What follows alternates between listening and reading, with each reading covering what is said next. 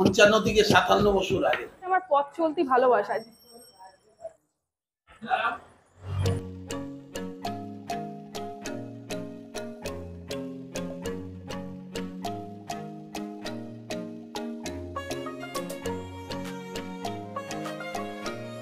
নিয়ে নিয়েছি সুরুচির বিখ্যাত রাধাবল্লভী।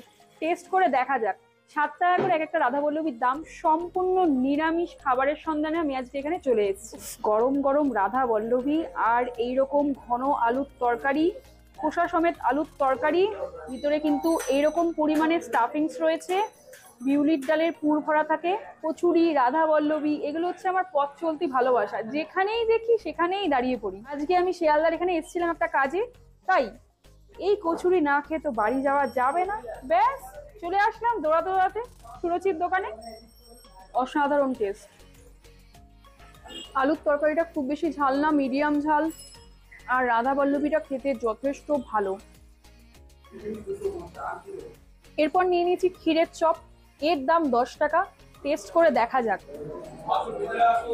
বেশ কিন্তু রসালো, ভিতরে পুরটা খালি দেখো, এরকম পরিমাণে পুর দেওয়া আছে।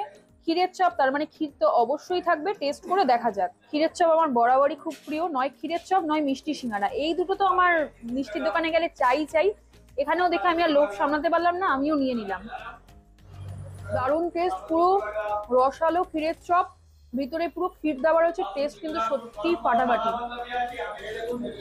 অনেক জায়গায় কি থাকে, ক্ষীরের চপের ভিতরে কিন্তু সুজি পুর দেওয়া থাকে, এখানে কিন্তু পুরো ক্ষীর দেওয়া আছে। টেস্ট কিন্তু সত্যি ফাটাফাটি আর বেশ জুসি, তাই খেতে যথেষ্ট ভালো লাগছে।